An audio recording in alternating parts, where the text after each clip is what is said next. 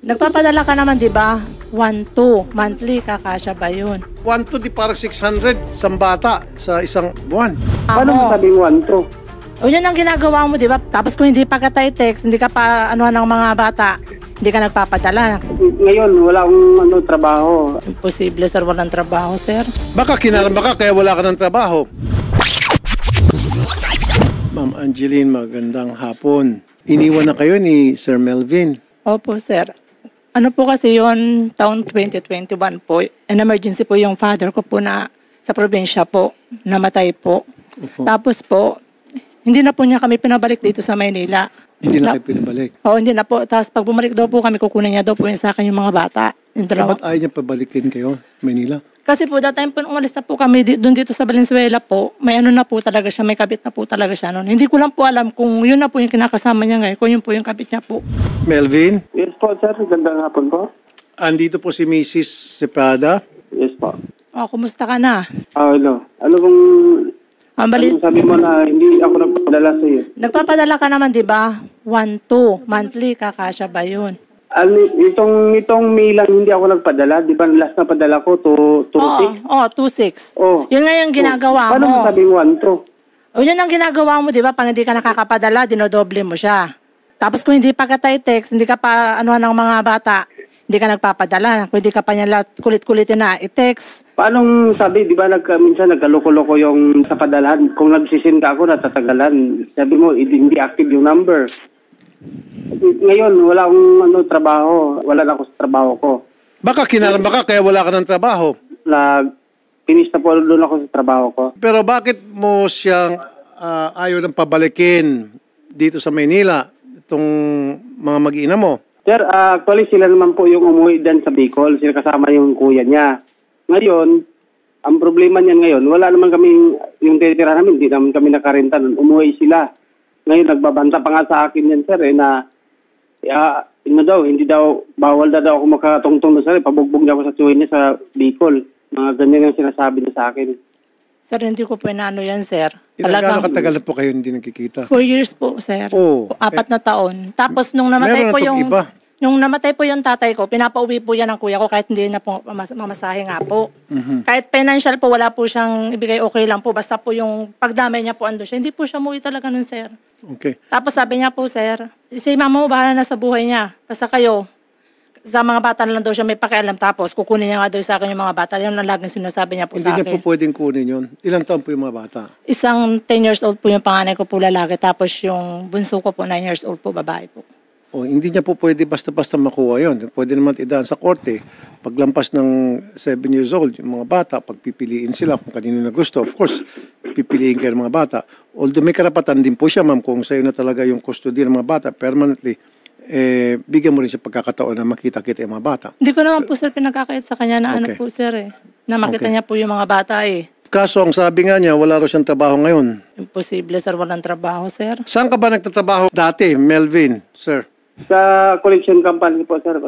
Collection? Finish contract na po. Opo, finish contract na po ako. O so ngayon wala kang trabaho? Opo, mag-extra na lang po. Mag-hanap O, po ako. paano mo binubuhay ngayon yung bago mong girlfriend? Wala mga bagong girlfriend, sir. Walang bagong girlfriend. Pumunta nga ako, sir, nung nakaraang araw po, pabalik-balik po ako dun sa compound. Kami nakapagturo na dun nga daw po nakatira yung babae. Tapos nakikita nga rin po siya dun. O, magsuporta ka, Melvin, Yes po, nitong May lang hindi po ako nakasuporta. nitong May. Magkano bang sinusuporta mo dati? Nung pinadala ko, nakaraan, nagpadala ko ng 2.6. Ilan po yung anak nyo? 2 po, sir. 2.6. So, parang 1.3 bawat isang bata, isang buwan? 1-2 nga, sir, eh. 1-2 po, eh. 1-2 po ang pinapatakan po ng monthly niya po, 1-2. 1 to lahat na. Sa isang buwan na po yun. Ang reason niya po, pagkasyahin ko daw po yun. 1 to di parang 600 isang bata sa isang buwan. Hindi naman po yun lagi, sir, kasi nung minsan na wala akong extra na ako, maliit lang po napadala ko. Meron naman, pinapadala ko naman. Anong gusto mo mangyari dito, ma'am? Pag hindi siya nakapag-suporta, sir, ano ko na lang po, sir, sampahan ko na lang po ng kaso, sir. Kasi hindi rin naman po yan, sir, tutupad sa sustento at nagharap na po kami niyan sa barangay, eh. Hindi, ganito gawin natin, ma'am. Pwede naman natin samahan siya kung nasaan siya ngayong lugar dito and then matitsyempuhan natin na magkasama sila. pwede natin kalawitin to. Sama tayo ng PNP, tapos hawak niyo marriage certificate niyo. Para, Kasi yung hiya na po ako, sir, sa mga kapatid ko eh. Talagang kung hindi po sa mga kapatid ko, sir, wala po talaga, sir. Melvin, makinig ka, umiiyak yung anak niyo. May gusto sabihin. Sige, boy, sabihin mo. Nako. Sige na. Hindi siya makapagsalita. Kanina, gusto niya makausap ka. Alam niyo, sir, sikap po yan sa mga bata sa pag-aaral, sir. Kahit wala pong baon, sir. Nag-aaral itong mga bata Opo, ngayon. sir. Sa ama naman po, Diyos na lang, Diyos. Papato, sir. Anong trabaho niyo po ngayon, ma'am? Sa kantin po, sir. 100 po a day. Kasi wala naman po 100 a day? sa kantin, sir. Hindi ko naman po, at wala naman po kung mapag-iwanan sa kanila, sir. Tapos pag minsan Hindi magkasya po yung 100 a day. Bakit 100? Anong klaseng kantin po ito? sa school lang po ng elementary, sir. Napakababa po noon. Sige po, ma'am. Magbibigay po ako ng financial na tulong sa iyo mamaya para dito sa mga bata. Yung 100 pesos a day, kasi kahapon lang, nag-ikot nga po ako sa Valenzuela at sa Caloocan. Doon sa 300 pesos a day, uminit ng ulo ko. Mas talagang init ng ulo ko, 100 pesos a day. Meron pa palang ganong sahod, 100 pesos a day. Saan makarating yon? Ilang kayo sa kantin? Po, sir, 3 lang po, sir, kasi maliit na naman po na yun. Maliit na kantin. Gusto magtayo ng sarili mong kantin. Marunong magluto. Okay na yun, sir. Ulam na lang po, sir. Luto-luto na lang po. O, di ba? Maglagay ka sa harap ninyo, 3 kaldero, tapos mag-house-to-house ka o diba, mag-deliver ka ng mga pagkain, ulam. O pwede rin, mag-deliver ka ng ulam sa mga opisina. Parang catering, ginagawa sa mga opisina. Mag-contact ka ng mga may kilala ka sa opisina o tapos ilalagay mo sa cellophane. Tapos lagay mo sa basket, tapos di-deliver mo. Usap tayo mamaya. Tulungan kita alaalan doon sa lalong bata mo, anak mo. Hoy, Melvin! Po. Humingi ka nga ng pasensya, ng sorry, katakot-takot na sorry sa ginawa mo din sa misis mo na bigla mo na iniwan sa ere. Sige. Sir, hindi naman po ako nag-iwan. Sila po umalis sa akin. Nagbiyahe po ako naglalamog noon. Tumama sila bigla sa kuya niya. Hindi naman nagpaalam sa akin na gano'n na uwi sila agad. Sir, Iniwan lang ako nagpaalam doon po. sa inupahan. Paalam po ako dyan, sir. Pinatawagan po yan ng kuya ko. Kasi emergency po yun, Ngayon ba sir. nakalalamove ka pa rin? Hindi na po naglalamog. May mga pabiyahe-biyahe na lang. May isa na lang po muna. O, bakit ka umalis sa lalamove?